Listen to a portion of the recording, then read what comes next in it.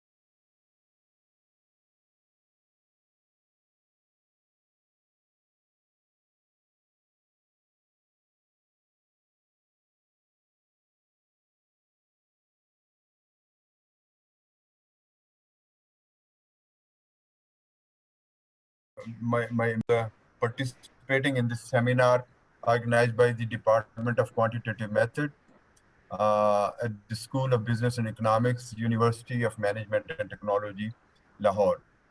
We are really grateful to all the participants uh, and uh, and our guest speakers that are going to talk about the impact of this pandemic, COVID-19, which is felt all around the world, its economic and social consequences, and they will be felt across the globe for many years to come. This is an uncertain situation, and there's huge uncertainty about the future of economy, future of politics, international relations, international trade, and we are trying to basically uh, providing this forum for our university faculty and students and all the participants in Pakistan and across the world to talk about and discuss the consequences or impact of this pandemic for Pakistan and its global implication because we are in uncharted territory as far as I can imagine. It's a very difficult situation, uh, but it's a change, and the change is always have been part of human life and human history. Change is a continuous thing, and when the change disrupts the life and the society or the economy, uh, the, the, the, the, the challenge this challenge also provides opportunities for coming up with innovative ideas and innovative solution, and that is how you overcome and become even stronger and better after you confront the situation, which the humanity has always been, posed with this kind of problems. So this is not something new. Its form may be different, the way it happens may be different, the time may be different, but this is something that is going to continue to happen. So we should always be willing to understand, first of all, the change, and then adjust to the change, and then overcome the change and stay ahead of the curve. To really talk about all these consequences, last week we hold a seminar or webinar, you call it, on the socio-economic and political consequences of this pandemic on Pakistan and its international impact as far as the international trade, international relations are concerned. And there was our chief guest was Dr. Chima from Namal University, and he was really he gave a thought-provoking lecture. Today we have really lined up an excellent list of our chief guests. They are eminent scholars and economists, and they are here to talk to us about their ideas and about their thinking as far as uh, the various aspects of our economic situation will become after or right now, for example, how what the impact of this COVID is going to be on the macroeconomy as well as on the microeconomy. We have with us an eminent scholar and professor, Dr. Muhammad Nasir. He is uh, he works as a senior research economist at the Pakistan Institute of Development Economics, which is a leading think tank in Pakistan.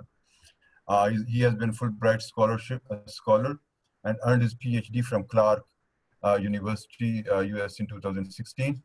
10 years of experience in applied research as well as teaching.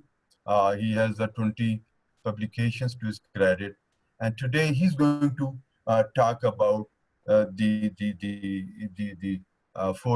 economic forecast of the economic growth under this pandemic situation, and what constraints, what lies ahead, how we are going to, what is the future like as far as the economic growth is concerned. So he will share his thoughts on the economic growth and predictions according to his analysis. So we welcome Dr. Muhammad Nasir for taking some time to join this webinar and share his thoughts with our participants, students, faculty at the University of Management and Technology. We also have a Professor Dr. Adnan Haider. He's with IBA Karachi, and we really are very grateful to Dr. Adnan Haider for sparing his precious time to join this webinar organized by the Department of Quantitative Method at the School of Business and Economics. He has 15 years of experience in applied economic research and teaching, and he has more than 20 publications to his credit. And now we welcome Dr. Adnan Haider Saab. Another guest we had in our list was Dr. Sajid Amin, and unfortunately, I just got a call from him that due to some personal emergency, he won't be able to join us. But inshallah, we will request him to spare some time, maybe next week, because we are going to have another seminar next week on the similar kind of area of interest. So, ladies and gentlemen, without taking any more of your precious time, I would request Dr. Nasir to please share his ideas about the future of Pakistan economy and what he thinks where the growth is heading, what kind of difficulty or challenges this economy is confronted with, because I think this is the key area that really needs to be thought about and talked about and discussed. So I really again welcome Dr. Saab, and now over to Dr. Muhammad Nasir. Please share your thoughts. Thank you. Thank you, Dr. Sayal. Welcome everyone and good afternoon. Can you all hear me? Yes, yes, Dr. Saab, we can hear you. Okay. We all can hear you. Okay. I would like to share the screen of my presentation. Go ahead. Okay, so you all can see the slides? Yeah, if you can Yes, sir. PowerPoint presentation. Click the hourglass, please. Yes. Click the hourglass.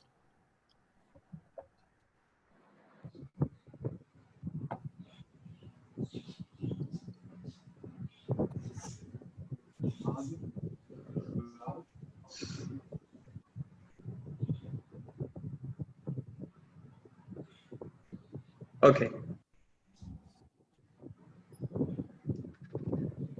Okay, so the topic of my presentation today is the impact of COVID-19 on Pakistan's economy, and this is broadly based on a study that we did at PIDE with the title of Post-COVID-19 Recovery Scenarios for Pakistan's Economy, where we projected for different areas of the economy, including the growth, for overall GDP as well as for the sectors, and also for monetary, fiscal, and external sector, as well as for socioeconomic variables such as layoffs, unemployment, and poverty, for both the outgoing fiscal year, that is 2020, and the next fiscal year, that is 2021. The complete study is available on the PIDE website. And this study was also co-authored with me, some other colleagues who include Dr. Mahmood Khalid, Dr. Naseem Faraz, Dr. Nasser Iqbal, and Dr. Abdul Jalil. But in the interest of time, in this presentation, I would mainly focus on the growth projections only, because explaining the whole study is not possible, and we won't be able to complete it in this seminar. So let's just focus on the growth projections for the outgoing fiscal year and for the next fiscal year. So before we look at the Pakistan situation, let's just give a quick look to the global scenario. And we see that the first outbreak was observed in December 2019 in the Wuhan city of Hubei province in China. And then on March 11, COVID-19 was declared pandemic by the WHO. And since then it has spread to almost all countries around the world.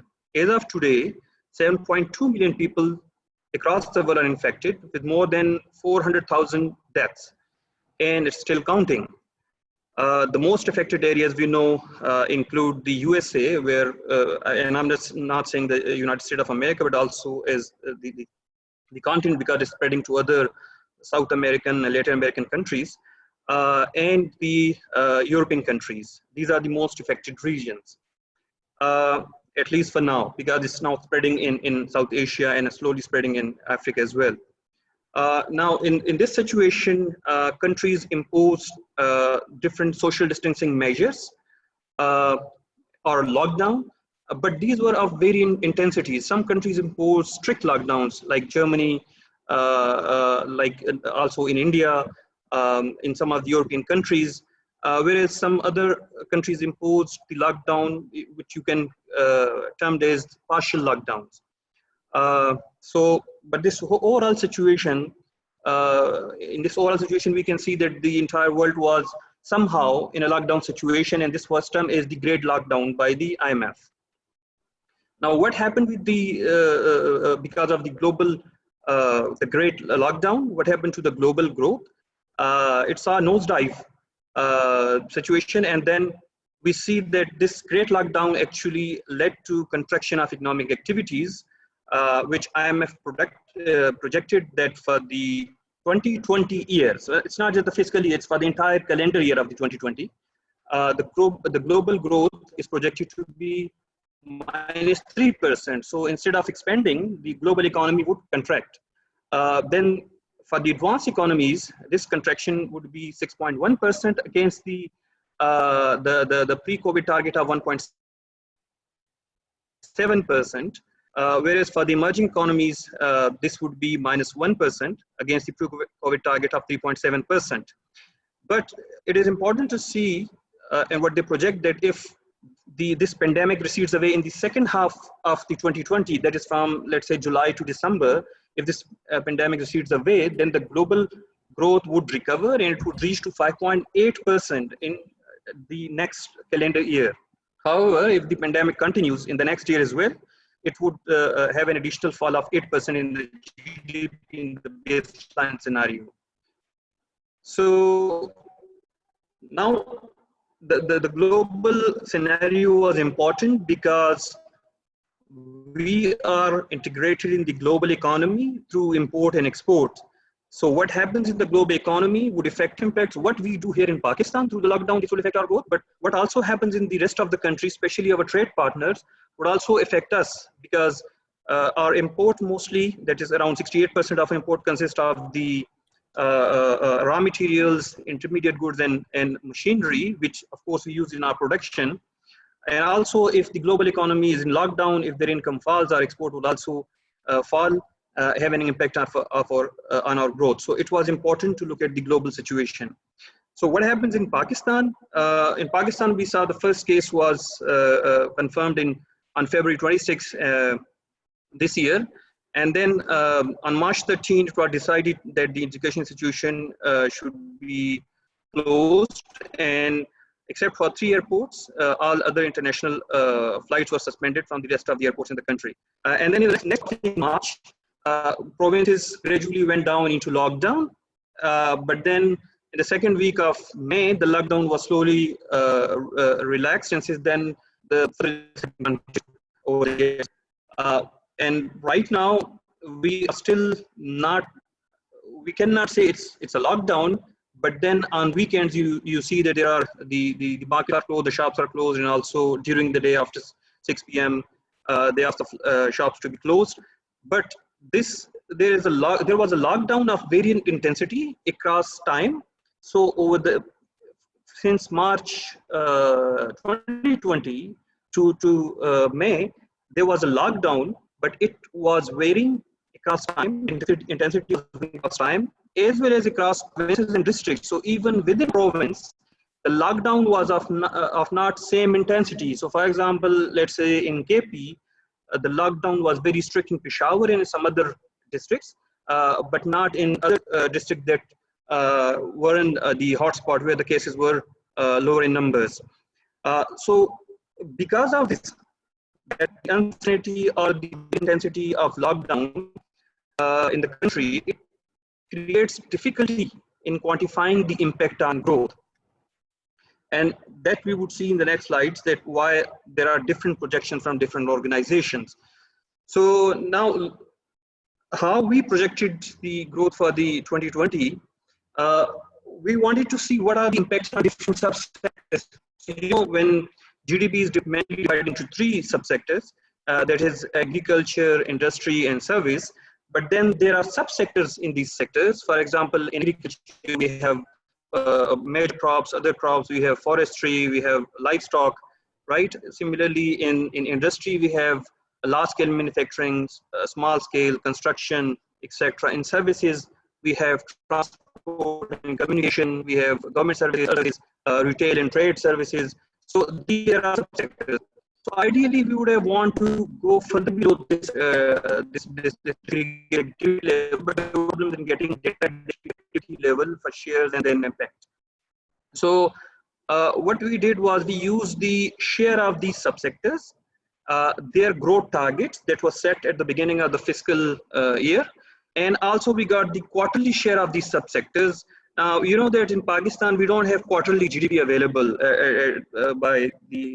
from the PBS. So we don't have official data of the quarterly GDP from PBS, but there are studies that have actually quarterized the GDP, and not just the GDP, but also the subsectors that I just mentioned. So from one paper that is done by Hanif and Spot in 2013, we used the share of the quarters for each quarter. So in a fiscal year, there are 4 quarters. So what is the share of each quarter? It was important because almost the first 3 quarters that is from July to March, there wasn't significant impact of the pandemic on Pakistan's economy. It was mainly at the end of March, so basically at the end of or beginning of the fourth quarter, that we actually saw the impact. So we needed the quarterly share of these subsectors. And then what we did was, first we projected the quarterly values for all these subsectors using the pre-COVID growth rates. So had there been no COVID, what would have been the GDP using these growth rates at the end of this fiscal year, that is 2020. And then we incorporated the impact of expected decrease of these activities in the fourth quarter in all these sectors due to the lockdown. So the fourth quarter, first we projected that if there was no, what would have been the GDP in the fourth quarter, and then we incorporated the impact of the lockdown on different sectors and again estimated the GDP in that quarter. So in a way, we calculated the loss in GDP in the fourth quarter, and then we combined this post-COVID GDP value with the first three quarters to reach at an annualized growth rates for all the sectors of the overall GDP.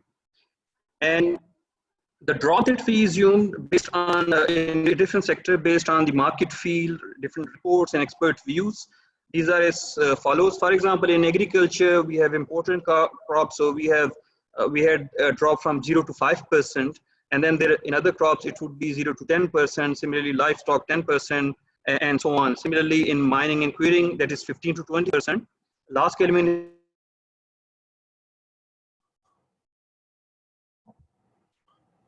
Affecting 15 to 30%.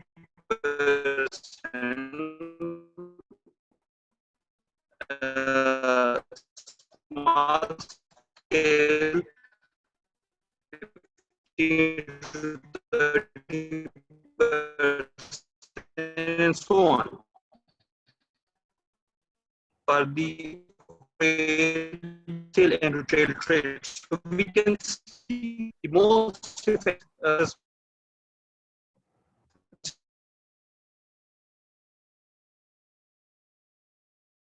Dr. Sir, your voice is breaking.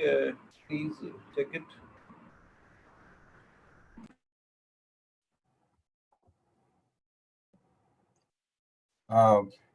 This is Dr. Maqbool Syal. I think Dr. Nasir's connection is not strong, and somehow he's not audible. One cannot hear. I hope he comes back soon. Let us hope. Meanwhile, I have an announcement to make. Moin, can you hear me, Moin Azad? Yes, sir. Okay. Because this is going to be a 20-25-minute presentation, and after the presentation, Dr. Adnan Haider will make his presentation, and that would be another 20-minute presentation. So what you do is you then start moderating the question-answer session. Okay? Yes, sir. Got it? Got Thank it. you. Let us hope we get connected with Dr. Nasir again. He's back, I think. Okay. Welcome, Dr. Saab.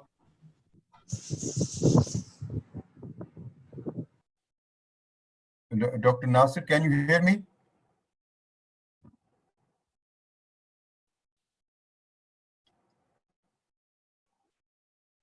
I think his presentation is on, but I think his, you know, Dr. Saab, you need to unmute your speaker. Dr. Saab, I think his speaker is muted. Hello? Yes. It's unmuted. Huh? Yeah. Okay. Now we can hear you. We Okay. can hear you, sir. Go ahead. Okay. So sorry for the. My apologies Not for. a problem. Not a problem. This is Right. one of the challenge that we have to live with now. I mean, this is going to be with us for next few years. So we have to Yeah. deal with this or overcome this problem as soon as possible. Connectivity Right, and right. bandwidth is what is going to make or break what we do in the next few years. Okay, Right. go ahead. Thank you. Thank you. Okay, so based on these expected drop, we projected the growth rates, not just for the GDP, but also for the main subsectors. And we see that there is a range of expected growth for the outgoing fiscal year, and that is between 0.62, that is positive. We can have a growth between this 0.62 to up minus 1.36. So we can either have a positive growth of 0.62, which is of course very negligible, but the worrying part is that we can also end up having a negative growth, that is the economy would contract. As you can see, we also have the range of growth for different subsectors, and for agriculture, you can see that we remain in the positive, whereas for industry, we remain in the red, where we have a negative growth rate. For service sector, we would end up between a positive and negative growth rate. We also have growth rates for all the subsector, but of course, we want to present the main subsectors here. The reason for this high range, and I think Adnan would also be looking at it and saying that there's a very high spread, what he would call is a forecasting error. I would say that it actually shows the uncertainty of the situation. The higher the spread shows that how uncertain the outgoing situation is. Even now, today, we don't know that whether tomorrow or day after tomorrow, we are going to have another lockdown, as the WHO recommended, going for another 2 weeks of lockdown. So there is a whole lot of confusion. The situation is very fluid, but we try to give a range that we can end up in this range. But even looking at this range, this is a worrying situation. Even if we have a positive growth of 0.6, that's very small growth. It's almost negligible, and that's what the situation is for different subsectors or sectors. It would be interesting to compare our projections with other organizations. And here you can see that the IMF projected that the growth rate would be minus 1.5. Planning Commission projected that the growth would be 2.2 to 2.5%. I mean, very high in the positive range. The SBP aligned their projection with the IMF, and they also said it's minus 1.5. So recently, the National Account Committee said that it would be minus 0.38. And of course, the last one is ours. But even if you look across the projection of the different organizations, from IMF to the National Account Committee to the Planning Commission, you see there is a variation. The reason why Planning Commission has a high growth, because they projected it very early, I think somewhere in March, and weren't aware of the situation completely at that time, because the situation evolved over time, and then we saw that the growth would be actually going into negative. So this variation in the projection of growth, not only across the different institution or organization, but also for different ranges that wide ranges that we are giving, actually reflects the uncertainty and the fluidity of the situation.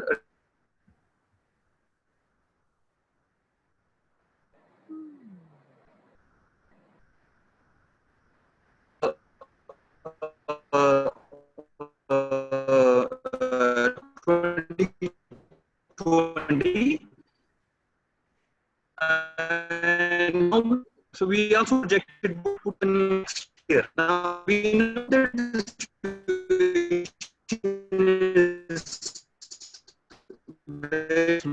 the CEOs. So in them.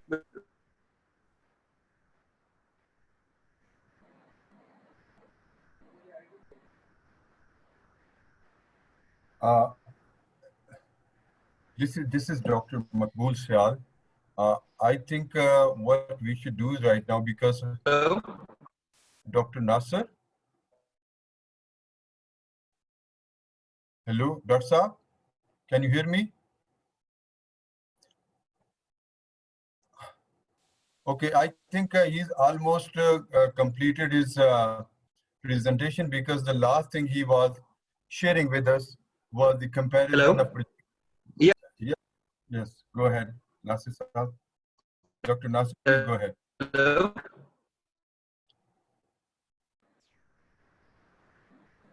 Yeah. So I'm just going to quickly summarize. So the baseline scenario assumes that the lockdown will be over by June 2020, and right. Hello? Yeah. We Okay. can hear you. So in the Go alternative ahead. scenario, we assume that because of the relaxation in the lockdown in the outgoing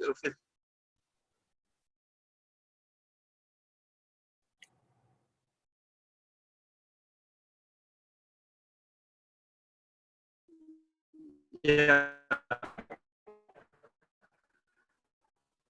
So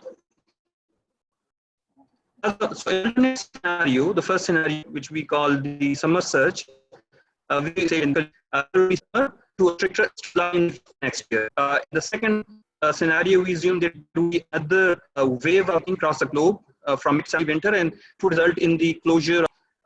This second wave would be prolonged, and therefore the disruption would actually move to the third quarter of the next fiscal year. So now, based on these different scenarios, we projected the GDP for the next year. So I want to quickly draw your attention to the growth of GDP. So in the first scenario, the baseline, which is the optimistic scenario, we assumed we projected that the growth rate in the next year would be 2%.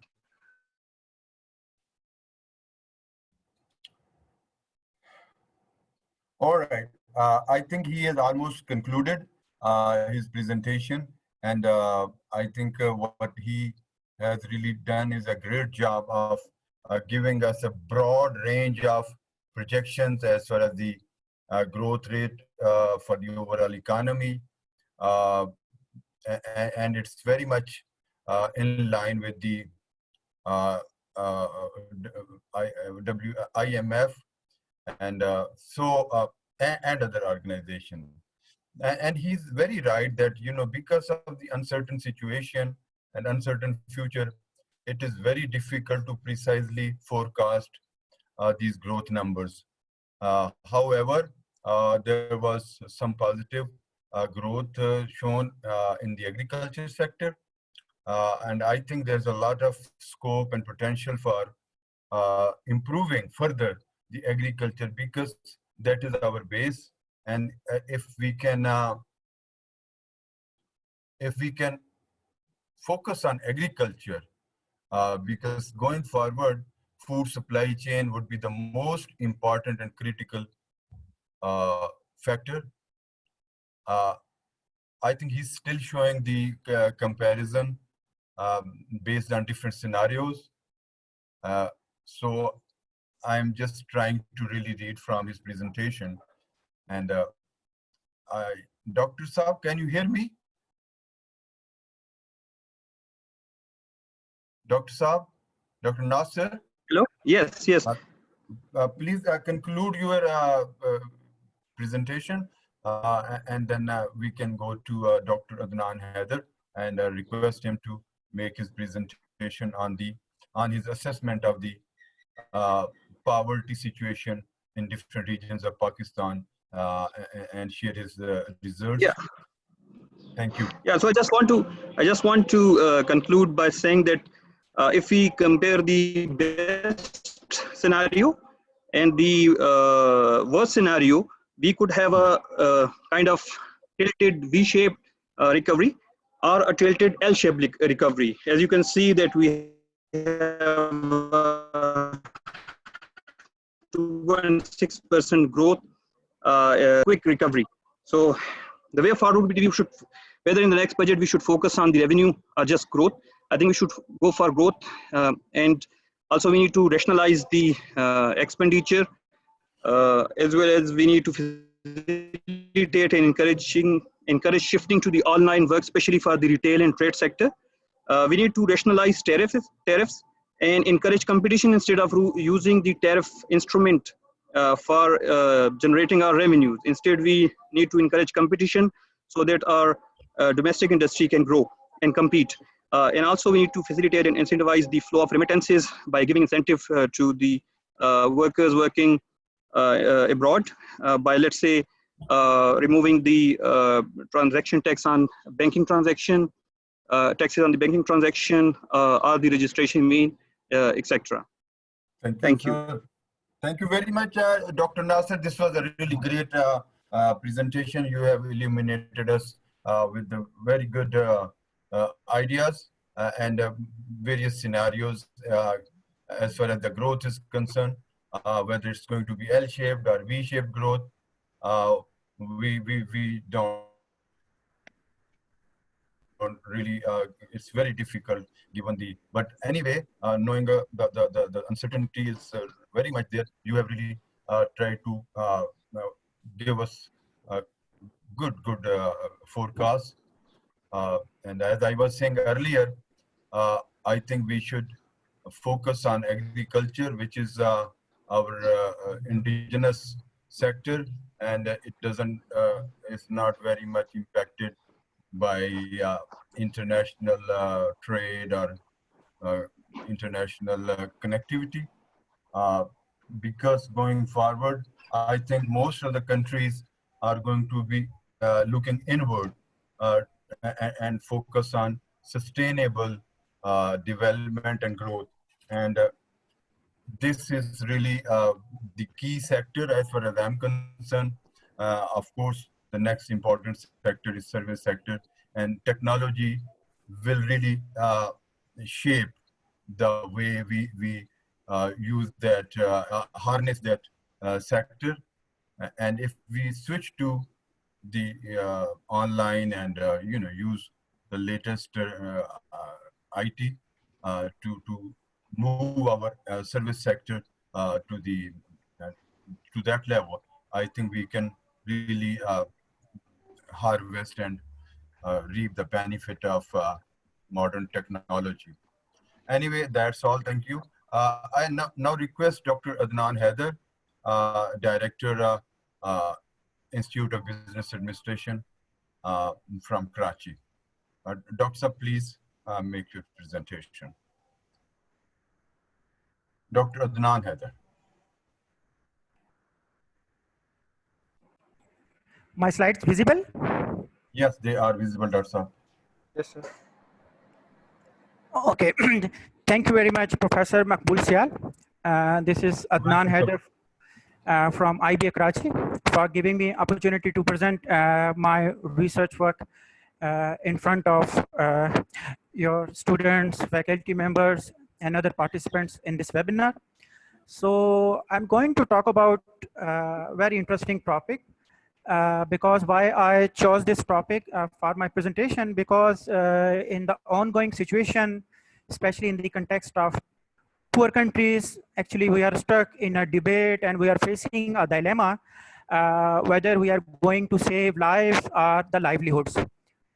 Since there is a lot in the social media as well as in the print media about the lives, but especially in the context of poor countries, let's not forget the livelihoods, because in either way we are going to lose our key. So the talk I'm going to present is actually province-wise assessment of poverty and social safety net in Pakistan. So before that, let's try to understand some basics, and then I'm going to talk a little bit about my quantitative work and the policy recommendation. Actually, this study is the part of a project. It's actually the large project where in my team, Dr. Akbar Zaidi, Dr. Asma Haider, and many of other my colleagues at IBA, and some of the colleagues from Social Policy and Development Center, SPDC, Karachi. So we together work on a project on budget making for the government of Pakistan. So we recommended some policy insights to the federal budget, and especially in the context of poverty and social safety nets. So I have contributed in that area. So I'm going to present what we actually recommended to the government. So let's try some basics. So before this pandemic, when this government actually came into the power, So they actually made some amendments. So as per few little bit amendments, like if you read this clause of 38D in our like a new constitutional amendment aimed to move Article 38D from the principles of policy section into the fundamental rights section will be made for provision of food, clothing, housing, education, and medical relief for the citizen who could not earn livelihood due to infirmity, sickness, or unemployment, a state responsibility, and it would be a first step towards the creation of a welfare state. Now, if you just read this important insight from this clause, so it means that in the current ongoing pandemic, it's the state responsibility to tackle this situation and especially the livelihood of the poor. So before this pandemic, it was also decided by the government about the establishment of a new Ministry of Social Protection, Poverty Alleviation to address the current fragmentation. Like they have decided to strengthen some key departments and the programs like Benazir Income Support Program, which was actually revised with the new name Ehsaas Program. And then we have Pakistan Baitul Mal, Zakat, Pakistan Poverty Alleviation Fund, Trust for Voluntary Organizations, the Sun Network, the Center for Social Entrepreneurship, and of course the Secretariats of Poverty Alleviation Coordination Council. And it was also decided before COVID outbreak and that the labor expert group would work under this ministry by developing a one window operation for social protection of the poor and to facilitate citizens. So after the COVID, we are actually facing a total different scenario. Now let's try to understand what actually is happening in this outbreak and how government is actually tackling the situation and what are the future scenarios and the likely paths. So first we need to understand the baseline. For example, if you just look at, and luckily we have new data set with us, which is highest data set, household income and expenditure service, which was actually revised with household data. So we have new data set of fiscal year 2018 and 19. So I have just re-estimated the poverty estimates, the headcount ratio at the national and of course at the regional level. And let's try to compare, for example, our recent base, and I used to call the recent estimates as the baseline estimates.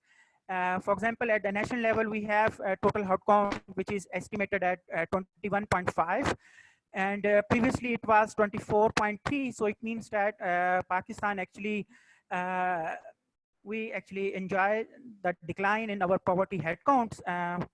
And this is actually roughly 4 percentage point decline in the poverty incidences. And we also see the decline in both rural and urban areas. And for the recent estimates, we have used national poverty line, which is 3,776, which was earlier actually used 3,250. And this basically poverty line is consistent with the national poverty line, which was actually estimated in 2013 and 14. So the basket is same, so the estimates are comparable. So especially from 2013 and 14 till 2018 and 19, there is a clear-cut reduction in the poverty headcounts, especially if you see, so total 8 percentage points. So there are many key factors because people in the media asking about this, what happened in that episode, why we actually keep getting lower estimates, and what are the reasons behind this decline. So for example, at the macro level, if you just see the trend of inflation rate during that episode, so we have low inflation rate, which actually help to improve the purchasing power of the poor households, as well as we also grow. If you just see the real terms, the economic growth rate, so the Pakistan economy actually touched 5.5% in that episode. And with that high growth rate in that episode, the employment profile also improved. And of course, in that episode, the Pakistan remittances from abroad also improved very much. So these macro level indicators helped behind this decline in the poverty headcounts, and from the bottom up strategies, we also see the peace dividend, because before 2013 and 14, Pakistan was struggling on war and terror fights, and in that episode, thanks to Allah, so we actually have now a peaceful environment, which actually give us the dividends. And of course, during that episode, we saw a surge in the tourism industry, and of course that contributed the decline in the poverty. And of course, there is a myth. I'm going to talk a little bit more when I discuss the social safety net, especially in terms of Ehsaas and Benazir Income Support Program. So many people think that that is also another key factor of this poverty reduction. So I would say that actually helped to positively contribute towards the consumption smoothing of the poor households, but it has no like strong effects on the poverty decline. Rather, it actually helped the poor families to maintain their existing consumption path. So now if you just focus on this diagram, now if you just look at the distribution paths, so all these factors positively contributed, and we can see the distribution from 2013 and 14, we see that is actually steadily moving towards the right direction, towards the positive side. So it means that, and of course the density curve is actually flattening. So it means that the poverty headcounts are actually declining. So, and we also see the regional estimates from 2013 and 14 till 2018 and 19, we see a decline in the poverty of urban and rural areas. Now, just look at, just for a comparison, I have also disaggregated the poverty headcounts into different bands. These are actually conventional poverty bands, which actually our Planning Commission of Pakistan used to report in their Pakistan economic surveys and also analytical writings.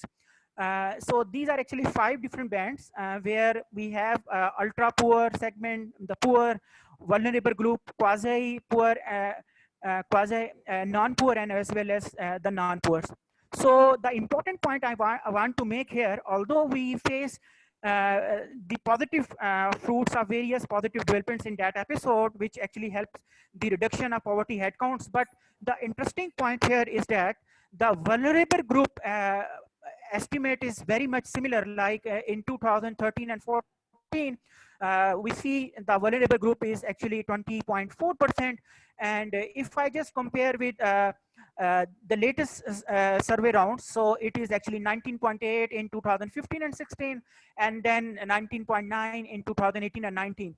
So the point is that the vulnerable group, if you consider the income definition of middle class, so I would say this is the group basically which actually, for any negative economic shock, this group actually hit a lot, and there is a likelihood to spill over the people from this segment of the poverty headcounts to the poor and the ultra poor. So vulnerable group is very important key indicator when we talk about the livelihood, especially in the pandemic episode. Now I have also provided the provincial estimates, because in this presentation, my main emphasis to discuss the projection for provincial level as well. So if you just compare the 2013 and 14 estimates, what we see Punjab, Sindh, KP and Balochistan, so, and compare these numbers with the 2018 and 19. So what we see, there is a decline in other provinces for Punjab, Sindh and Balochistan, but we see a small rise in poverty incidences in KP. Now in the media, many people ask this, why this happened, why in KP poverty actually we see the rise in poverty headcounts in KP. So I actually try to dig out the detail what happened actually in that episode. The first point I want to make, if you just look at the census 2017, especially the growth rate of the population, so it is surprising to note that uh, all other provinces actually the population growth rate is actually close to 1.8% to 2.2%, but for KP it is actually more than 4%. So imagine in a scenario with high population growth in that province, of course when you compute poverty headcounts, so of course you need to consider the benchmark indicator to calculate the headcounts, which is actually total. Either you use households size or you use the per adult equivalence. So in both the cases, if the population growth is high, so the net result basically in terms of headcount, because of high household size and as well as the high per adult equivalence numbers, so we see the rise in poverty headcounts.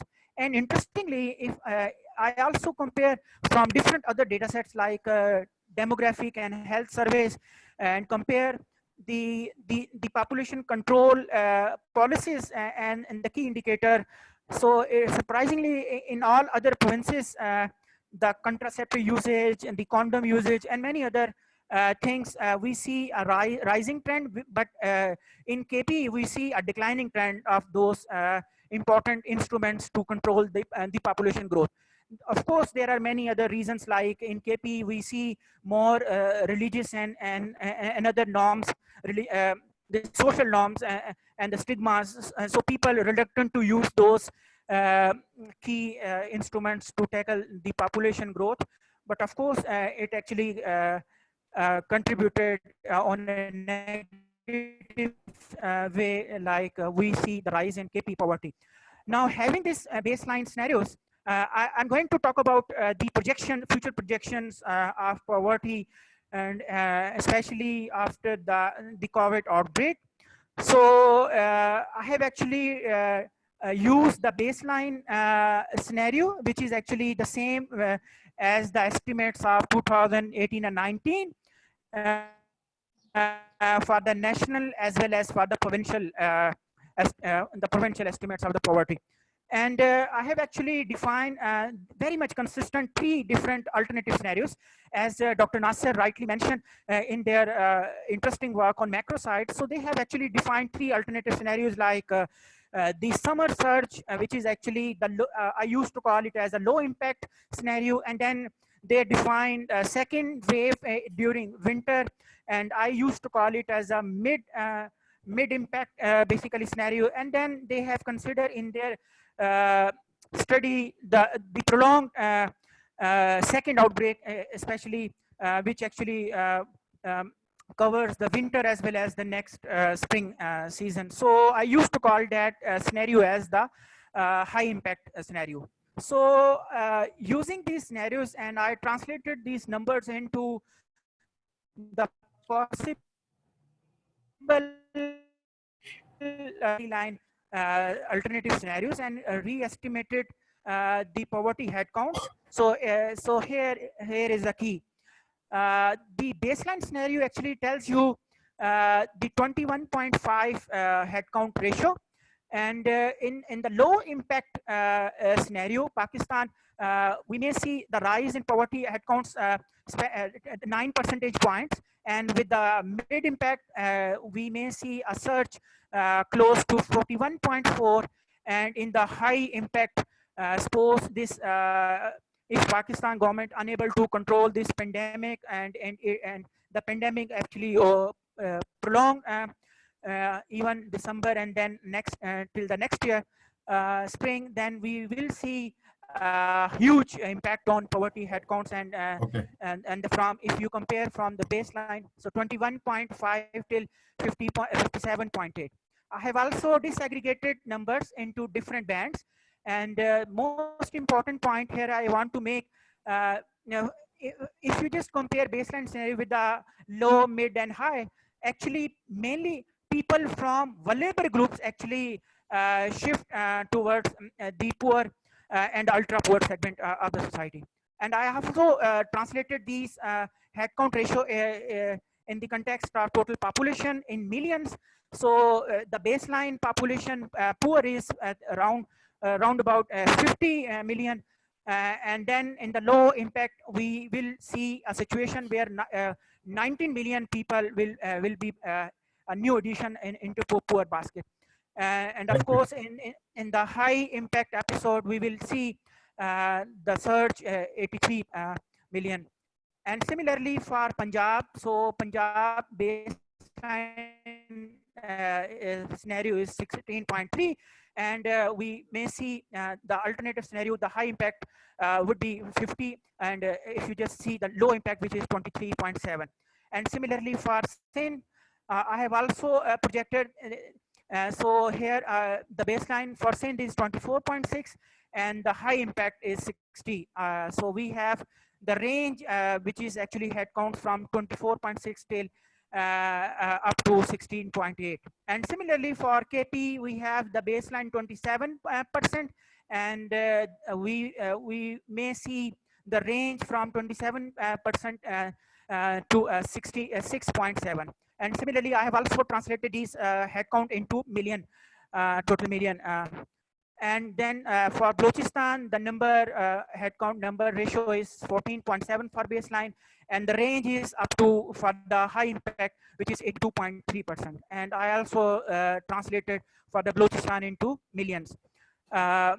So these are the projections for the poverty, and let's try to discuss the social safety net and BISP and ESAS. This is very important part to understand because it has some implication on the budget as well, and we have recommended to the government as how they can tackle this social safety net program, especially when they prepare their budget estimates.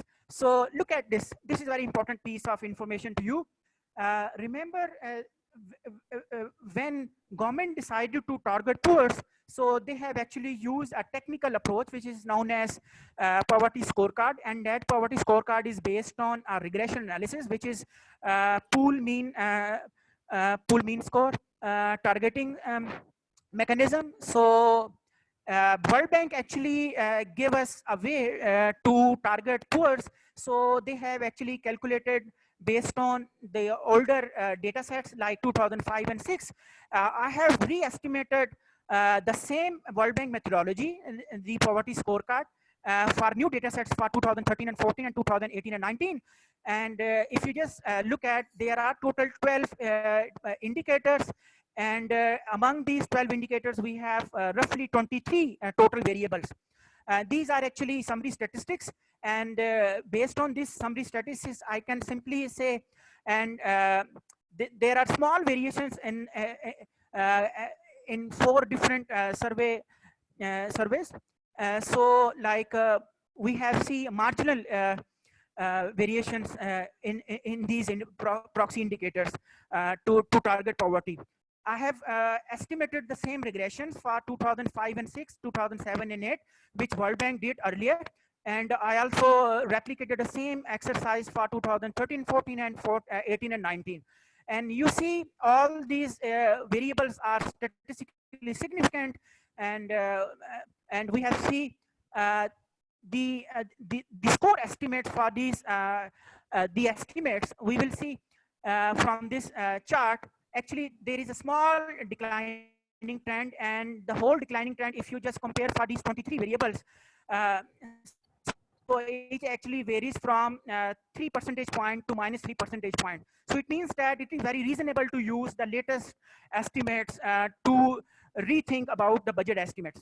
Now we need to define some interesting key important definitions like the coverage ratios, the exclusion error, the inclusion error, which is type 2 error, and of course the correctly excluded of the whole population. So I did for 2005 and 6, I also did for 2007 and 8, I also did for 2013 and 14, and of course for 18 and 19. These are the definition. How can we define eligible, non-eligible, target group, and the non-target group?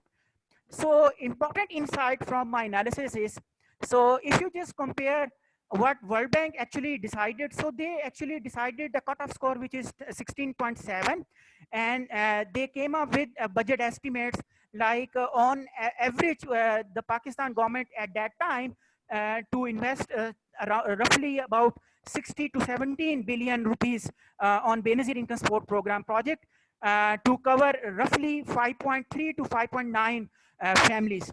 Now, the definition of family is different from the household size. Here, family is the total number of female married in a household. So this is actually the overall budget numbers from 2008 and 9 when this program was started till 2018 and 19 pro-COVID estimate and the pro-COVID episode. And I actually re-estimated for the recent and for the next budget estimates. Now, one should look at the current the pre-COVID estimate and the and within COVID scenario. Like before COVID, roughly it was decided in SAS program 2,000 per family per month. So roughly government actually distributed 72 billion rupees from July till March. And when we see the COVID outbreak, the first case we observed 26th of February. So during March, it was decided the government actually decided to allocate emergency budget of 144 billion rupees to cover roughly 14 million families. And we have disaggregated information with us, like 4.5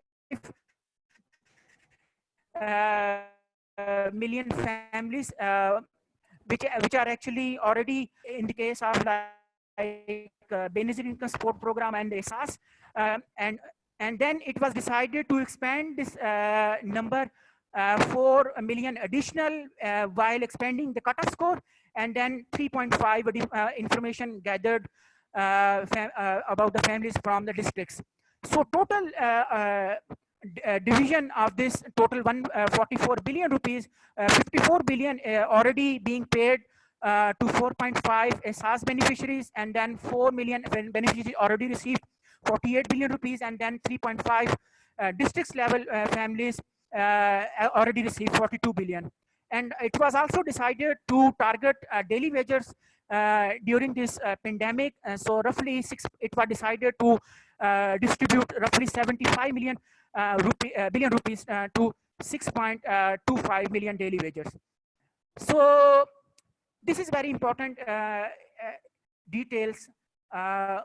Thank you. Like if you just last 2 minutes, I think want to make. we can discuss some of your results in the question and answer session. If you please, you go ahead and conclude so that we can have more discussion. Just last point. Actually, what we recommended to government. Now, if the government try to use cutoff score 16.7, so government for the next in the budget for the next fiscal year, government need to invest roughly 154 billion rupees. Now, what we recommended to tackle after the poverty projections, government should expand the cutoff scores to 19. And with this cutoff score, it is actually projected government should allocate budget of roughly 200 billion rupees in the next forthcoming budget to cover roughly 8.4 million families in the SAS program. So it was actually our recommendation, and more results are also given if somebody want. So I can discuss like what do you mean by under coverage, leakage, and coverage ratios. So that's all about my presentation. If you want to ask some question, I am here. Thank you very much, Dr. Adnan Haider. It was a very illuminating presentation, and you have really tackled this, assessment of poverty at a micro level, and your analysis was really having a state-of-art analysis to kind of make estimate or present estimates of poverty going forward. Now I think we will move toward the question and answer session, and I will request Dr. Moin Azad to moderate the session. But before that, I have a quick question to Dr. Heather. Dr. Saab, I would like you to shed some light on the difference in rural and urban poverty, if you did any estimates, because my feeling is that rural areas, are comprised of more than 62% of Pakistan's population, and the poverty dynamics in rural areas are very different than urban areas. And on top of that, as Dr. Izaz was asking me to ask, have you tried to kind of look into the locust factor, what he calls is a locust factor, because right now we have a twin challenge, twin menace of pandemic COVID-19, as well as locust attack in the southern plains of Punjab, as well as Sindh and Balochistan. And this is creating havoc in our agriculture sector. So please shed some light on the dynamics of poverty, rural versus urban, and the locust impact on poverty. Thank you. Should I? Sure, please. Yeah.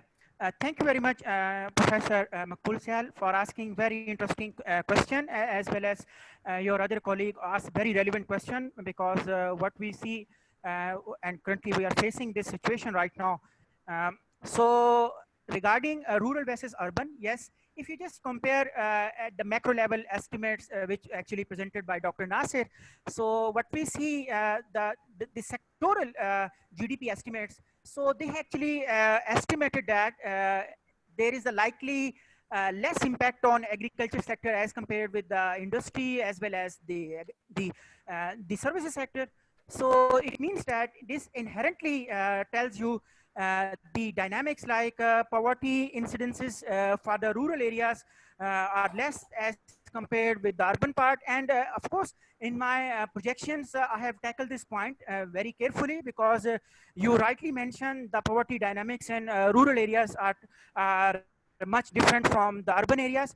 Of course, what we actually see, the pandemic is more causing in the urban area as compared with the rural.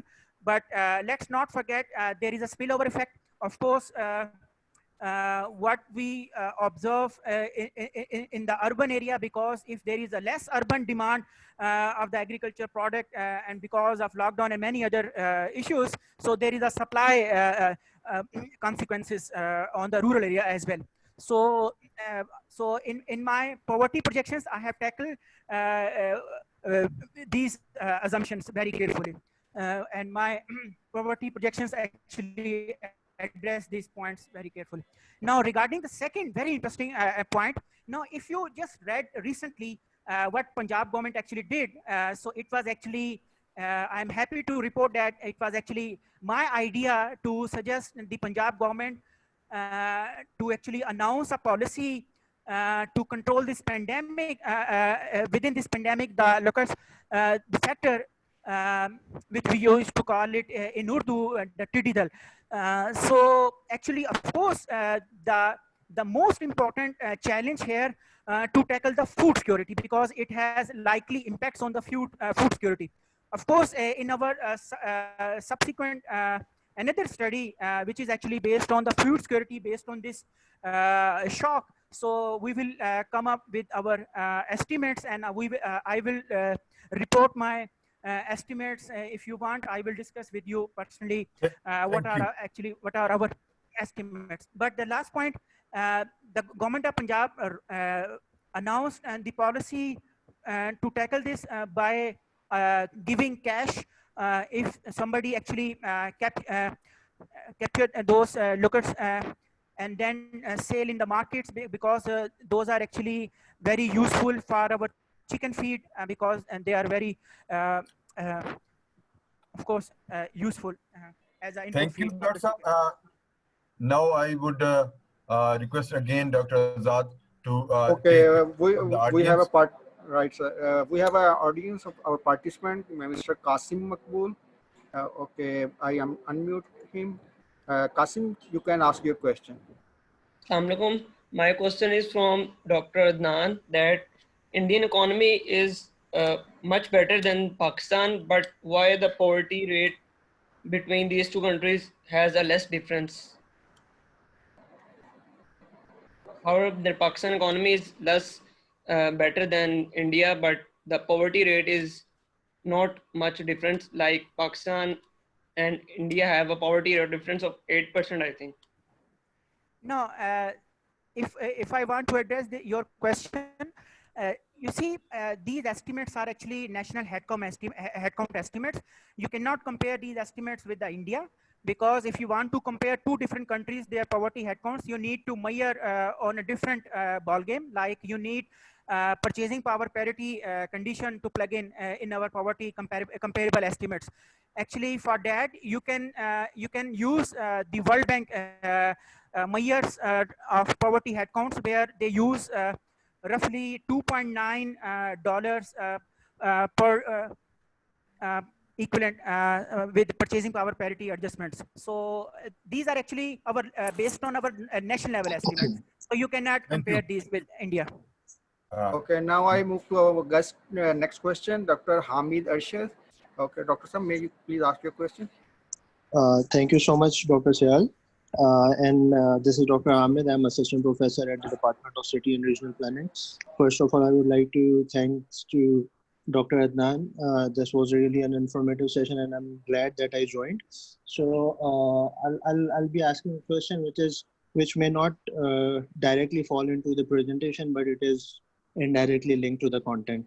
So in urban planning, the informal sector, we take it as most of the time we take it as an issue or the challenge for urban planners, especially when we talk about special development plans or master plans of the city. Then informal sector is a challenge or an issue to accommodate. But when we see from the economic point of view, then it has a huge contribution in the mainstream economy. So I just want to Sir, what is your question? Dr. Saab, please ask your question. Gigi, the question is. How do you see the survival of informal sector in the current situation of pandemic, and what do you think should be or would be the difference in the strategies of informal sector as compared to the formal economy? Thank you. The question is to Dr. Adnan Haider. Ji, yeah. Please, Dr. Okay. Saab, please. Okay, precisely here in the context of my talk, I was more concerned to discuss the livelihood. Of course, the point is relevant when I plug in your question to address the targeting of poverty, especially in the context of ESAS. And of course, the large daily wagers are actually working in the informal sector, especially in the construction sector. Of course, it has a strong impacts on this. But you see, there are constraints in the context of data.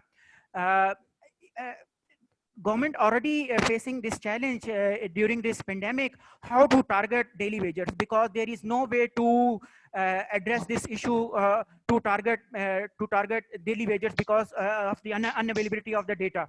But of course, when you talk about the employment part, yes, from labor force surveys, one can dig out the informal employment and the magnitude, and one can address by using those estimates. But for poverty, it is of course difficult to address, because in the highest survey, it is very difficult to gather informal sector information because there is no way to find.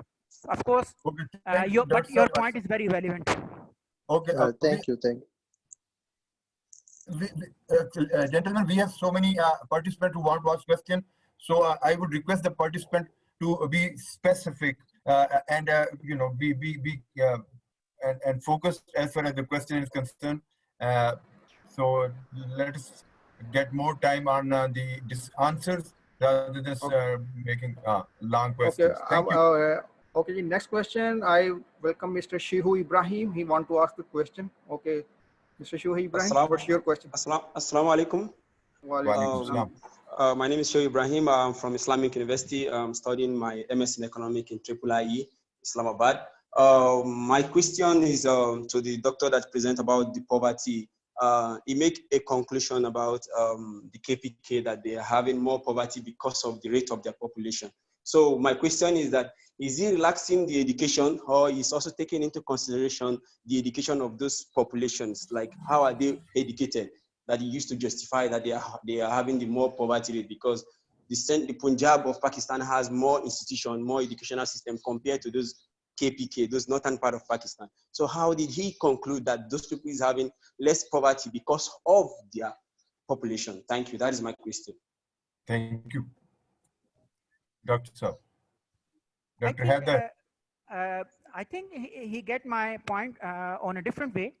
You see, I just want to make a case based on existing baseline scenario, like what we see, there is a rise in poverty headcounts in KP, and primarily because the increase in the population growth, and of course, due to that, the household size actually increased in KP. Of course, there are many reasons. One reason is the religious factor, of course, and interestingly, I actually try to gather the policy relevant information from that province, and you see the government of KP actually unable to announce and propose and did any like policy, like I would say, they fail to address the poverty side because it is very difficult to gather the insight from that province, like what sort of policies they adopted in the past few years. To me, it is actually failure of that government as well. And from social side and from the health side, I just try to mention that, like in KP, what you see from the other data sets, the population growth actually, the key indicators to address those dynamics in KP, like the contraceptive usage, the condom usage, and various other health-related policies to control the population growth, we see there is no such policy, and we see the deterioration in the key indicator of these policy relevant indicators during past 5 to 6 years. Okay, we go to the next question now. Yeah. Okay. For the next question, I will welcome Dr. Ahmed Azaz. May you ask your question, please, sir? Thank you, sir. Thank you very much. Thank you very much. My question relates directly to the same, the poverty increase in KPK. And I just want to make sure that Dr. Adnan has taken care of the merger of FATA with the KPK in 2017 in his data set, because only that could explain. Otherwise, all those factors which you are saying are there for the long, very time. There's nothing sudden change in the contraceptive use or whatever excuse you might find in your data set. Thank you. Okay, very relevant point. Actually, when I share these projections and estimates on social media, especially on Twitter, so one of my teacher, as well as a very famous demographer, Dr. Durania from PIDE, he actually raised this point, and he asked me to re-estimate while excluding FATA and with FATA merger in the KP. So what I did, and as well as if you just look at the PIDE estimates done by Dr. Nasir Iqbal, our approach, both our actually approaches are same. And even after exclusion the FATA, so it has actually 1 percentage point impact. So one cannot generalize this, like because of this merger of FATA, so we see the rise in KP poverty.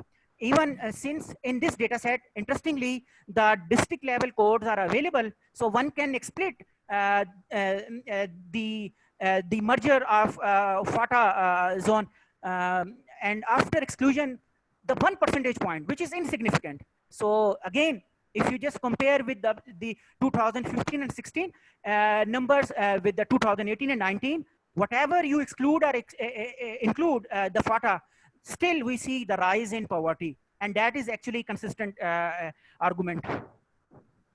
Okay, our next question is from Ms. Sarah. Ms. Sarah, please unmute yourself and then ask the question. Ms. Sarah. Hello, Assalamu alaikum, sir. My name is Sarah Nizamani, and I'm a research scholar at Applied Economics Research Center. So I wanted to ask Sir Adnan that he claims that poverty has reduced in the last decade. But I have done a research titled, "Do Pakistani Kids Have an Equal Chance?" And I have replicated a World Bank study and analyzed the 17 basic opportunities, including education, health, and infrastructure. So if you look into the results of those indicators, almost all of the indicators have declined in all the sectors, in all the provinces. The data set is from 2005 to 2015. So if we claim, my question is that if we claim that poverty has decreased and we are doing slightly better, but does that mean that people are doing better? Because education is going down, the health is going down, the infrastructure is going down. Yeah, maybe somebody is able to buy an extra fridge or a TV, but does that mean that actually the people are getting better? So that's my question. Thank you. I think she's hitting to the multi-dimensional poverty. Yeah, and Dr. Haider is focused only on financial poverty. Yeah, exactly. Rightly mentioned by Dr. Makbul Syal. Actually, I read her study. So he actually talks about multi-dimensional aspects, whereas this is actually income definition of poverty. Okay, yeah, because when you go to multi-dimensional, then you see different things and different results, different dynamics. Yeah, but exactly. Here he is focused on using the poverty line and trying to find the factors. Anyway, go ahead.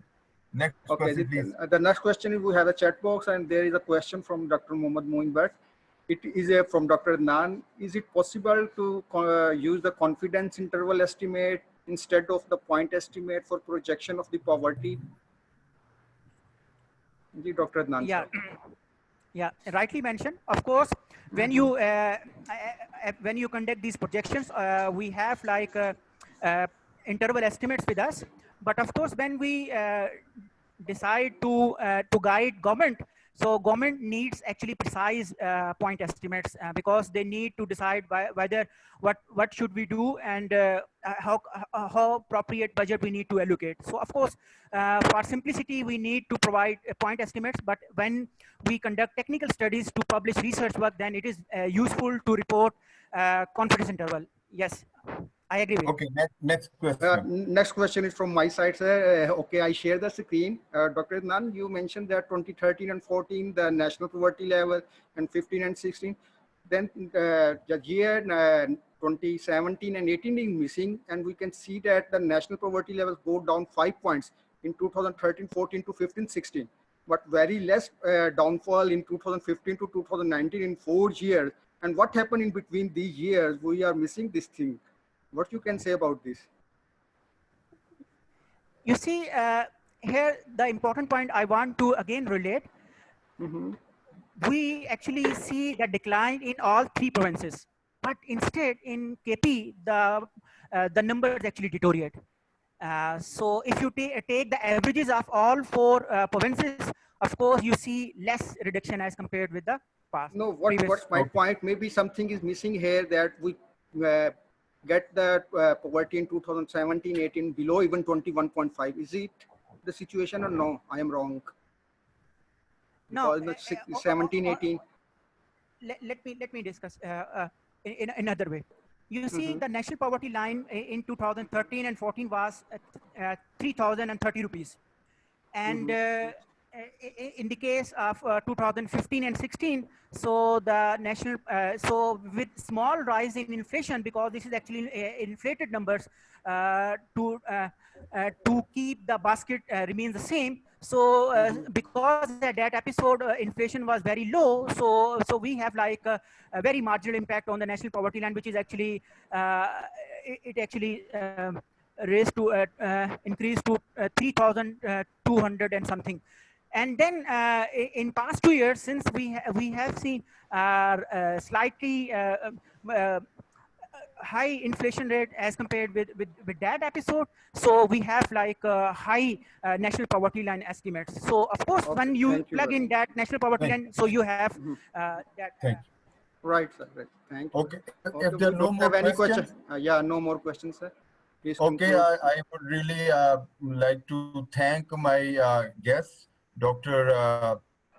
Nasir and Dr. Adnan Haider, for sharing their thoughts on micro level dynamics of our economy, as well as the macro level projections of growth for our economy, and illuminating our faculty and students. Gentlemen, I am really also thankful to the organizer of this seminar, webinar, particularly the team of Department of Quantitative Methods. They have really done a wonderful job. And again, I'm thankful to all the participants for participating in this great discussion. And with that, I conclude this webinar. Thank you very much. Thank you very much. Welcome. Thank you very much, sir. Welcome. Welcome.